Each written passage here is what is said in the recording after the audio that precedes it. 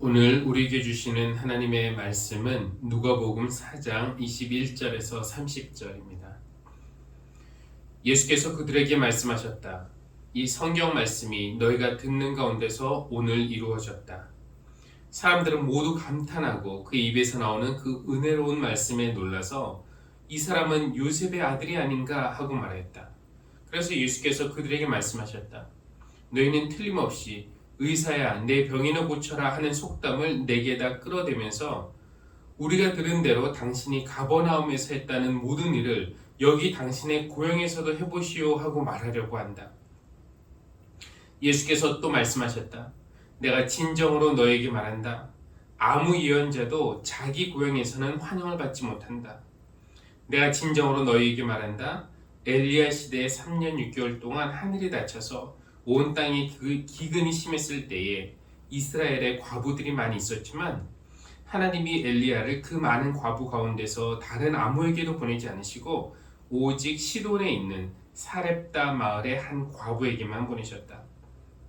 또 예언자 엘리사 시대에 이스라엘에 나병 환자가 많이 있었지만 그들 가운데서 아무도 고침을 받지 못하고 오직 시리아 사람 나아만만이 고침을 받았다.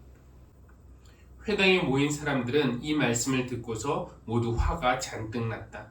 그래서 그들은 들고 일어나 예수를 동네 밖으로 내쫓았다. 그들의 동네가 산 위에 있었으므로 그들은 예수를 산 벼랑까지 끌고 가서 거기에서 밀쳐 떨어뜨리려고 했다. 그러나 예수께서는 그들의 한가운데를 지나서 떠나가셨다. 아멘. 위드 코로나라고 해서 일상에 가까운 생활을 우리가 잠시 회복한 적도 있었지만 지난 2년 넘게 우리는 코로나로 인해서 감염될 수도 있고 아니면 코로나 때문에 심하게 앓거나 심지어 연로하신 부모님이나 기저질환을 가진 지인이 죽을 수도 있다는 그런 불안감 속에서 살아왔습니다.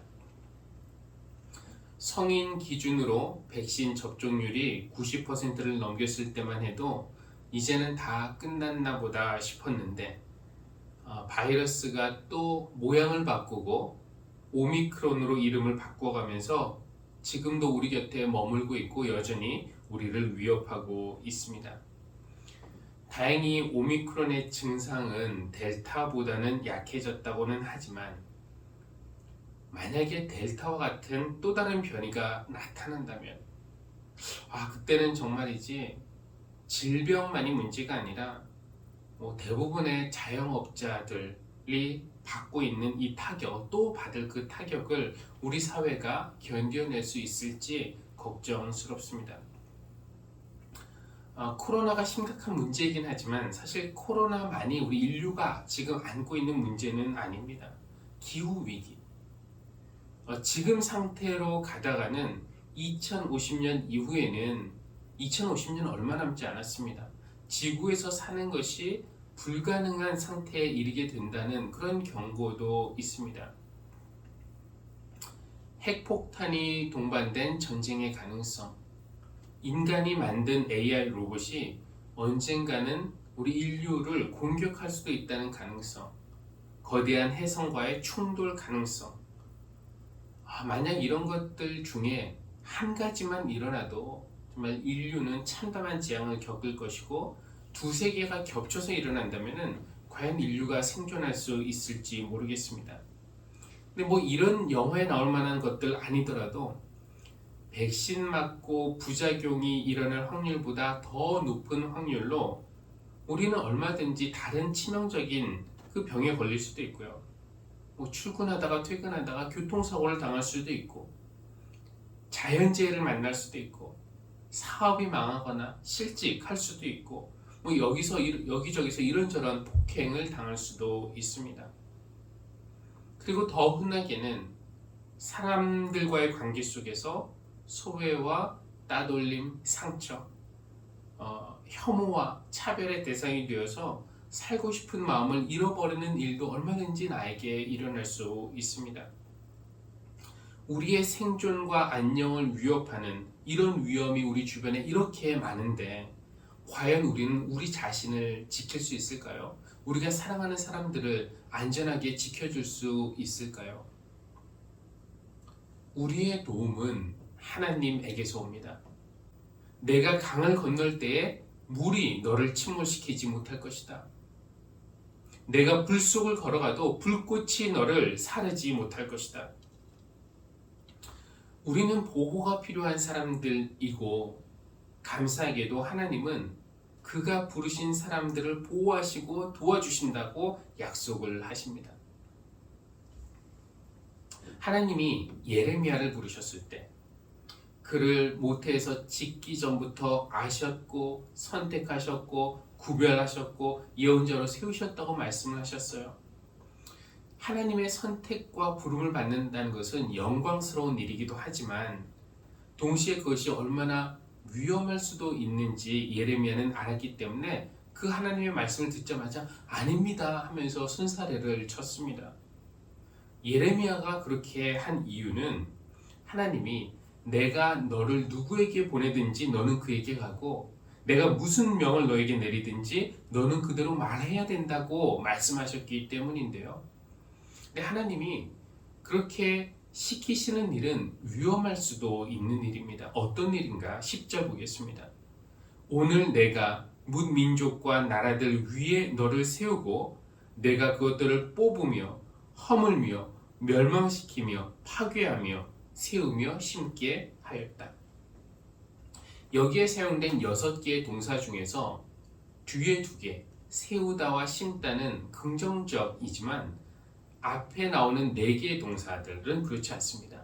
뽑다, 허물다, 멸망시키다, 파괴하다. 그러니까 예레미야가 사람들에게 가서 하나님의 말씀이라고 전하는 그 말씀은 어떤 내용인가? 여러분의 죄를 보시오. 하나님이 여러분을 뽑으실 것입니다. 하나님이 여러분을 허물어 버리실 겁니다. 멸망시키고 파괴하실 것입니다. 그런 후에 세우며 심겠다고 하는 말을 덧붙이겠지만 듣던 사람들이 일단 기분이 나쁘면 뒤에 말은 들리지도 않겠죠.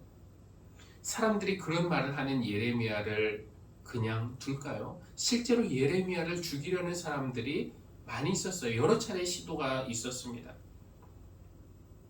이렇게 하나님의 사람이 되어서 하나님이 시키시는 일을 한다는 것은 위험할 수 있어요. 그래서 하나님은 그런 사람들에게 약속을 하십니다. 8절. 너는 그런 사람들을 두려워하지 말아라. 내가 늘 너와 함께 있으면서 보호해 주겠다. 하나님은 예레미야만을 부르신 것은 아닙니다. 우리도 오래전부터 아셨고 우리를 하나님의 자녀로 구별하셨고 예수님의 제자로 세우셨고 세상에 보내셨습니다. 우리가 하나님의 이 부르심을 진지하게 받아들인다면 그 부르심에 합당하게 내가 살아가는 것이 얼마나 위험할 수도 있는가 하는 것을 알아야 합니다. 우리가 기독교인으로 산다는 것은 그냥 주일이 되면 교회에 오고 헌금 좀 하고 봉사 좀 하고 좀 착하게 살고 이런 거 이상입니다. 진지하게 주님을 따라간다면 악한 모임에 가던 발걸음을 끊어야 하고요. 불의에 대해서 그냥 침묵만 하는 그런 사람이 아니라 소리를 내서 맞서야 하고 또 세상의 악과 대항하여서 싸워야 하는 것입니다. 나 안전한 대로, 나 편할 대로 살던 길에서 돌이켜서 하나님이 요구하시는 정의와 사랑과 공평의 좁은 길로 걸어가야 하는 것이죠. 그런데 그렇게 살다 보면은 주변에 아는 사람들로부터 혼자 의로운 척 한다고 미움과 조롱받을 수도 있고요. 심하면은 혐오와 차별의 대상이 될 수도 있습니다. 왜냐하면 불의는 진리를 좋아하지 않기 때문에 그렇습니다. 그러나 두려워하지 마십시오. 하나님은 예레미야에게 하셨던 그 약속을 우리에게도 해주시는 겁니다. 그런 사람들을 두려워하지 말아라. 내가 늘 너와 함께 있으면서 보호해 주겠다.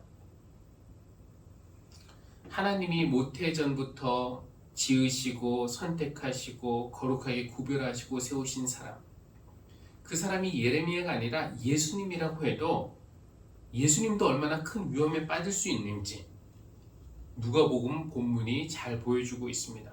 예수님도 하나님의 일을 하다가 죽을 뻔하셨어요. 오늘 말씀은 지난 주일에서 이어지는 이야기인데 예수님이 고향 나사렛에 가셨고요. 안식일이 되어서 회당에서 설교를 하게 되었습니다. 먼저는 이제 설교를 하기 전에 성경을 봉독하죠. 본문은 이사야 61장 1절과 2절. 사람들이 익히 알고 있고 늘 좋아하는 그런 말씀 중에 하나인데요. 주님의 영이 내게 내리셨다. 주님께서 내게 기름을 부으셔서 가난한 사람들에게 기쁜 소식을 전하게 하셨다. 주님께서 나를 보내셔서 포로된 사람들에게 해방을, 눈먼 사람들에게 눈뜸을 선포하고 억눌린 사람들을 풀어주고 주님의 은혜를 선포하게 하셨다. 그렇게 성경을 읽으시고 두루마리를 돌려주시고 말씀을 선포하기 시작하셨는데 설교의 첫 문장이 이렇습니다. 이 성경 말씀이 너희가 듣는 가운데서 오늘 이루어졌다. 설교를 시작하면 보통 웅성웅성 안 하는데 그날은 사람들이 처음부터 감탄하고 또 감동을 받은 것 같아요. 하나님이 이사야를 통해서 오래전에 주셨던 약속, 하나님의 영이 임한 메시아가 포로된 사람들을 해방시키고 억눌린 사람들을 풀어주고 주님의 은혜의 해를 선포하리라는 그런 약속이 이루어지기를 우리가 고대하고 있었는데 오늘 이루어진다니 이거 얼마나 좋습니까? 가난한 사람들에게 기쁜 소식을. 근데 이 회당에 모인 사람들이 생각을 합니다. 누가 가난한 사람이겠는가? 당연히 자기들이라고 생각을 했어요. 포로된 사람, 억눌린 사람, 주님의 은혜가 선포되면 가장 먼저 혜택을 받을 사람이 누군가? 바로 우리가 아니겠는가 생각했던 겁니다. 그도 그럴 것이 이 나사렛이라는 동네는 역사적으로 늘 소외받는, 관심받지 못하는 그런 동네였습니다. 구약에 수많은 지명들이 나오지만 나사렛은 한 번도 언급되질 않아요. 그러니까 이스라엘 역사에 있어서 중요한 인물을 배출했다든지 어떤 중요한 역할을 한 적이 없고 사람들에게 관심도 못 받는 동네. 당연히 국가의 관심과 혜택을 받는 순서도 가장 늦습니다. 게다가 국경이니까 외세의 침략이 있을 때 가장 먼저 위험에 노출되고 또 가장 큰 피해를 입는 동네이기도 했습니다. 게다가 세금은 왜 이렇게 무겁습니까? 이 나사렛 주민들이 얼마나 가난하고 억눌리고 고달프게 살아왔는지 우리는 충분히 짐작할 수 있습니다. 그런데 어느 날 오래 기다렸던 그 이사야 예언자의 약속이 오늘 이루어진다니, 그것도 우리 고향 사람을 통해서 그 약속을 이루신다니, 이 나사렛 회당에 모인 사람들이 마음이 설레기 시작하고 흥분하기 시작했습니다. 만약에 예수님의 설교가 그냥 거기서 끝났다면은 짧고도 은혜로운 설교였다고 사람들이 좋아했겠지만 진짜 설교는 사실은 그 다음부터였습니다. 그 설교를 살펴보기 전에 먼저 예수님과 예레미야가 비슷한 점이 있어요. 예수님도 예레미야처럼 모태에서 짓기 전부터 하나님이 아셨고 선택하셨고 거룩하게 구별하셨고 하나님의 아들로 세우셨습니다. 예수님도 예레미야처럼 어디든지 하나님이 보내시면 가야 했고 무슨 말씀이든지 선포하라고 명하시면 해야 했습니다. 예레미야가 선포한 메시지가 사람들을 세우고 심기 전에 먼저 그들을 뽑고 허물고 파괴해야 했던 것처럼 예수님도 기쁜 소식을 전하긴 할 것인데 기쁜 소식을 선포하기 전에 먼저 이 사람들의 하나님에 대한 좁은 생각의 틀을 깨고 부수고 고치고 무너뜨려야 했습니다. 하나님에 대한 이 이스라엘의 좁은 생각이란 어떤 것인가? 하나님이 우리만을 사랑하신다는 그런 어떤 특권 의식인데요. 이 사람이 요셉의 아들이 아닌가라는 그 말에 함축적으로 담겨 있다고 볼 수가 있습니다. 이 사람이 요셉의 아들이 아닌가? 이 사람은 요셉의 아들이 아닌가? 이 나사렛 사람들이 수군거렸던 이 말은 뭐 어떻게 보면은 하나님의 아들이심을 믿지 못하고 얕잡아 보는 그런 말로 들릴 수도 있지만, 어쩌면은 이 고향 사람이니까 고향 프리미엄을 받기 원하는 그런 마음의 표현일 수도 있습니다. 내가 잘 아는 동네 사람, 요셉의 아들이니까 나에게 특별히 더 잘해주겠지. 우리 동네 출신이니까 뭐 소문대로 그런 능력이 있다면은, 기적을 행할 능력이 있다면은 내게 먼저 기적을 베풀겠지.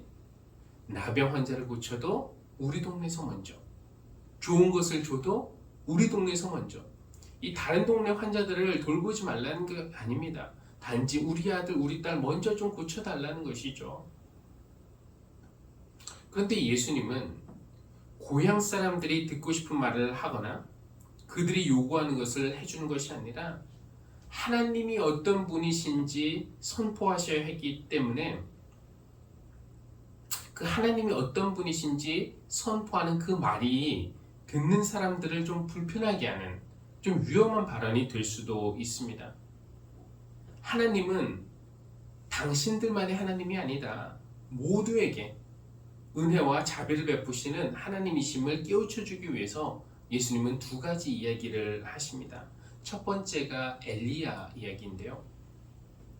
엘리야의 때에 이스라엘에 3년 6개월 동안 가뭄이 들어서 굶어 죽는 사람들이 많았는데, 특별히 가난한 과부들이 많았습니다. 그때 하나님은 이스라엘의 과부들에게 먹을거리를 주실 수도 있었지만 그렇게 하지 않으시고 엘리야를 시돈에 있는 사렙다 마을의 한 과부에게 보내셔서 기적적으로 그에게 먹을 것을 제공해 주셨습니다. 유대인 과부들도 많았지만 그들은 먹을거리를 하나님에게서 얻지 못하고 이방인 과부만 하나님의 은혜를 입었다. 예수님이 이런 식으로 이야기를 하시자 회당에 있던 사람들이 뭔가 자기들이 기대했던 것과 다른 방향으로 이야기가 흘러간다는 것을 감지했습니다. 아니, 이 사람이 지금 우리보다 하나님이 이방 사람들을 더 사랑하신다고 말하는 것인가? 저 친구 말 조심해야겠네. 예수님은 거기서 멈추지 않으셨어요. 엘리사의 이야기도 하십니다. 하나님은 엘리사를 통해서 시리아 사람, 즉 이방인 장군 나만의 나병을 고쳐주셨습니다. 당시 이스라엘에는 나병 환자가 없었나요? 아니요, 많았습니다. 많았지만 아무도 고침을 받지 못하고 이방인만 고쳐주셨다는 겁니다. 사람들이 이 얘기를 듣고 화가 났어요. 아니, 저 사람이 정말 하나님이 우리보다 이방인들을 더 사랑하신다는 것이냐? 잔뜩 화가 난 사람들이 어떻게 했는가? 29절 한번 볼까요? 그들은 들고 일어나 예수를 동네 밖으로 내쫓았다. 그들의 동네가 산 위에 있으므로 그들은 예수를 산 벼랑까지 끌고 가서 거기에서 밀쳐 떨어뜨리려고 하였다. 와, 설교자가 설교 내용 때문에 지적을 받거나 듣던 사람들이 기분이 나빠서 그 자리를 떠나거나 나가면서 욕을 하거나 이런 거는 들어본 적이 있고요. 심지어 설교 때문에 교회에서 쫓겨나거나 목사직을 파면당했다는 경우는 들어봤어도 그 자리에서 모두가 들고 일어나서 설교자를 단체로 죽이려고 했다는 이야기는 요즘 세상에서는 못 들어봤는데 말이죠. 예레미야도 그랬긴 했지만 그는 사람이었기 때문에 그런 상황에서 하나님의 보호가 필요했지만, 모든 능력과 모든 권세를 가지신 예수님은 당신을 죽이려는 동네 사람들을 힘과 기적으로 제압하실 수는 없었을까요? 하나님의 말씀에 살인으로 반응하려는 그들을 정말 하늘에서 불을 떨어뜨려서 벌하실 수는 없었을까요? 힘으로만 따지자면 충분히 그러실 수도 있었지만, 그런데 예수님은 어떻게 하셨는가? 30절. 그러나 예수께서는 그들의 한가운데를 지나서 떠나가셨다. 당신을 죽이려는 사람들에게 복수하는 것이 목적이 아니라 하나님이 어떤 분이신지 깨우치는 것이 목적이었기 때문에 예수님은 그 자리에서 힘으로 대응하지 않으시고 그냥 유유히 자리를 피하셨습니다. 저는 생각해 봅니다. 우리 주님이 자기를 죽이려는 사람들에게 힘으로 맞서거나 그들을 꺾지 않으시고 자리를 피하실 수 있었던 이유는 하나님이 당신을 보호하시고 도우시고 지켜주신다는 그런 확신이 있었기 때문은 아닐까 하고 말이죠. 내가 불안하고 두려우면은 타인의 작은 공격에도 필요 이상으로 거칠고 세게 반격을 하지만 하나님이 그 날개로 우리를 덮어서 보호하시고 눈동자처럼 우리를 지켜주신다는 그런 확신이 있을 때 나를 향한 타인의 공격에 우리는 좀 유연하게 대처할 수 있습니다.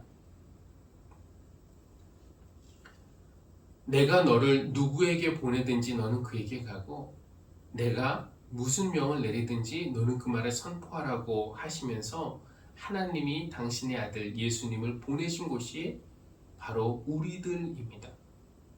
그런데 우리는 위험한 사람들이에요. 나사렛 회당에 모였던 그 사람들과 다를 바가 별로 없습니다. 우리는 어떤 사람들인가?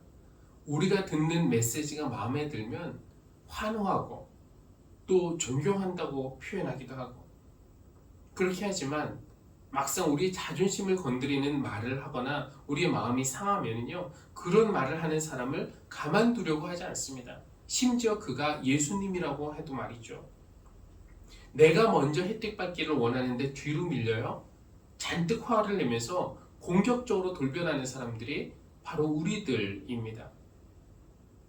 그때 나사렛 사람들은 낭떠러지에서 예수를 죽이는 일에는 실패했지만 두 번 실패하지는 않았습니다. 얼마 후 결국 골고다에서 우리 주님을 십자가에 못 박아 죽이는 데에는 성공했습니다. 그렇게 무서운 사람들이 바로 우리들이라는 것이에요. 예수님의 입장에서 조금 다르게 말할 수도 있을 것 같습니다. 이 고향 사람들이 잔뜩 화가 나서 죽이려고 했을 때 주님은 그들에게 반격하는 대신에 그날은 조용히 사라졌지만 결국에는 그들을 위해서 또 우리를 위해서 십자가에서 당신의 생명을 내어주셨습니다. 하나님께서 십자가에서도 심지어 죽음 이후에도 보호하시고 지켜주신다는 확신을 가지셨기 때문에 복수가 아닌 무력이 아닌 사랑을 실천하실 수 있었던 것이라고 믿습니다. 하나님이 우리를 부르셨고 우리를 세우셨고 우리를 보내셨으니까 모든 상황에서 우리를 보호하실 것이다. 지켜주실 것이니 두려워하지 마시라는 그런 메시지를 여러분에게 선포하려고 했는데 오늘 말씀 준비하다 보니까 말씀이 조금은 다른 결론을 우리에게 던져주는 것 같습니다. 하나님이 나를 아시고 나를 부르시고 선택하시고 보내셨다는 확신, 그렇게 어떤 상황에서도 지켜주시고 보호하시고 도우실 것이라는 믿음, 이런 믿음과 확신은 우리 안에서 두려움을 쫓아내고 그리고 우리 안에서 이런 두려움이 사라지면은 누군가의 공격에도 복수보다는 사랑으로 대할 수 있는 힘이 생깁니다. 물론 우리가 당장 그렇게 할 수 있을 정도의 믿음의 수준을 가진 것은 아닐 겁니다. 그러나 우리 주님이 보여주신 그 방향만은 우리가 놓치지 말아야 하겠습니다. 교회 여러분, 위험은 많지만 하나님이 우리를 지켜주십니다. 어려운 일 많지만 하나님이 우리를 도와주십니다. 모든 질병과 재해의 위협으로부터, 모든 사랑관계에서 일어날 수 있는 위험으로부터, 또 모든 재정, 경제적인 위기로부터 올해도 하나님께서 우리 모두를 안전하게 지켜주시기를 바랍니다. 그런데 거기서 끝나는 것이 아니라 하나님의 보호와 도움에 대한 확신이 우리를 모든 두려움에서 자유롭게 하고, 그래서 그 자유 안에서 사람들을 공격적으로 대하는 것이 아니라 온유함으로 사랑할 수 있는 힘, 그 힘을 하나님께서 우리에게 주시기를 주님의 이름으로 기원합니다. 기도하시겠습니다. 가난한 자에게 기쁜 소식을 선포하시고 포로된 자, 눈먼 자, 억눌린 자를 찾으시는 주님, 오늘 우리를 찾아오셔서 우리가 하찮게 여기는 한 이방인 과부가 은혜 받은 이야기를 하시고, 우리가 무시했던 한 이방인 나하만이 고침받은 이야기를 하실 때 속상하고 화를 내는 것이 솔직한 우리의 모습입니다. 하나님은 세상 모두를 사랑하시겠지만 나를 가장 사랑하시고 나를 가장 먼저 챙겨주시는 분이라는 좁은 우리의 생각을 오늘 깨뜨려 주시고 참 하나님의 모습에 더 가까이 다가갈 수 있도록 우리를 인도하여 주십시오. 예수님이 선포하신 것처럼 우리 교회 또한 예수님의 복음을 전파함으로써 가난한 사람들에게 기쁜 소식을, 포로된 자에게 자유를, 눈먼 사람에게 다시 보게 함을, 억눌린 자에게 해방을 주는 그런 교회가 되기 위해서 전도와 또 선교에 힘쓰는 교회가 되기를 원합니다. 그러다가 어려움과 위험을 처할 때에 하나님의 도우심을 구하는 그런 기도를 드리게 하시고, 또 하나님의 보호와 지켜주심을 믿고 두려움이 아닌 사랑으로 세상을 품을 수 있는 그런 힘을 우리에게 주시기를 기도합니다. 감사드리며 예수님의 이름으로 기도합니다. 아멘.